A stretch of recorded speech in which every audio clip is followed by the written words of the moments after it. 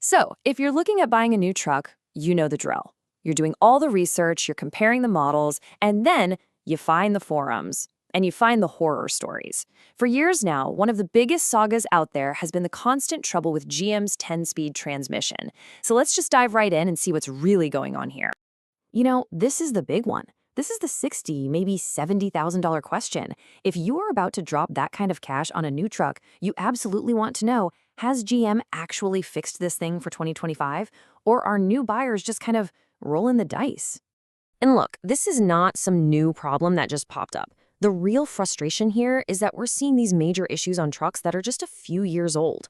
We're talking about failures in the valve body, which is basically the transmission's brain, and that's something that just should not be happening this early in a truck's life. So what does this actually feel like when you're driving? Well, it usually starts with some really harsh, clunky shifting, but it can get much, much worse. We're talking a sudden loss of power on the freeway, or the scariest one of all, the rear wheels completely locking up. Oh, and to add insult to injury, when you try to get it fixed, you could be in for a long, long wait for parts. Yeah, and this quote right here just nails the real-world headache.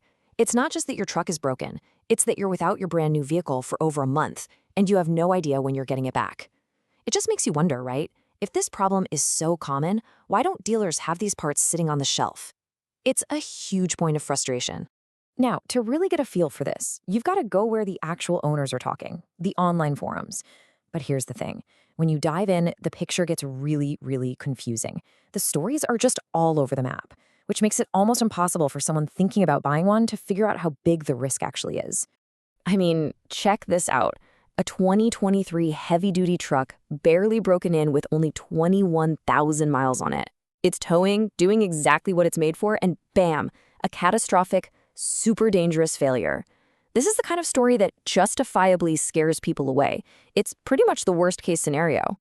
But then, just when you're about to write these transmissions off completely, you see a post like this. A truck with 170,000 miles on the clock, and the owner says they haven't had a single problem. And you see a lot of these too. Plenty of owners well over 100,000 miles, towing heavy, who say their truck has been flawless. So this puts you right in the middle of this huge debate. Is this a massive, widespread defect affecting tons of trucks? Or are we just hearing from the unlucky few who, are the loudest online? GM sells an incredible number of these trucks, so it's a real statistical puzzle. Okay, so the stories from the forums can only get us so far. What we really need is some cold, hard evidence. We've got to find out what, if anything, GM actually changed deep inside the transmission for the 2025 models to fix all this. And luckily for us, we've got some answers. A company called NextGen Drivetrain. They actually developed their own popular aftermarket fix for this exact problem. They went out and got their hands on a brand new 2025 GM valve body. They took the whole thing apart just to see what GM did.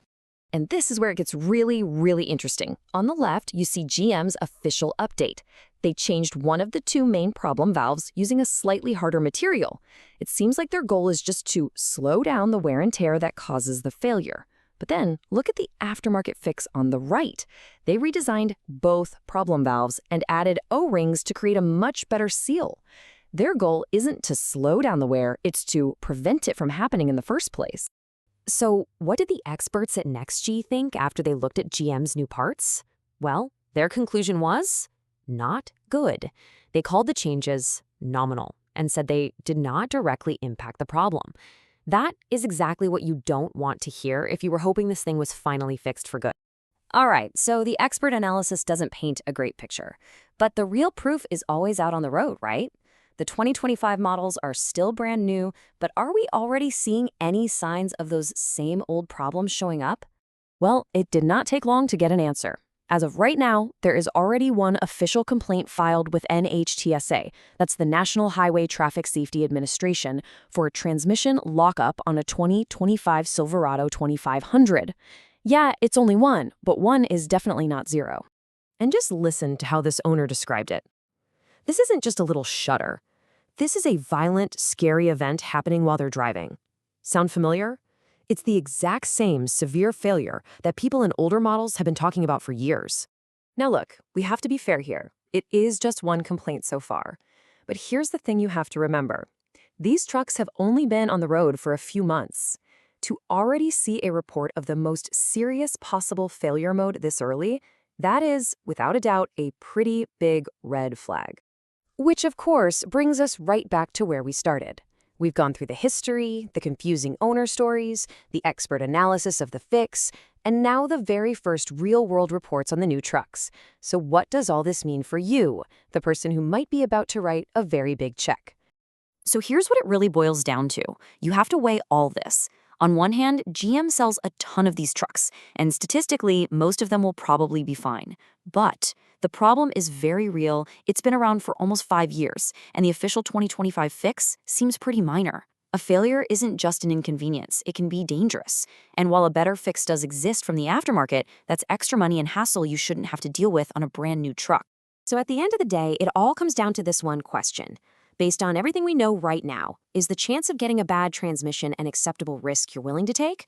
Or is this whole situation an absolute deal breaker?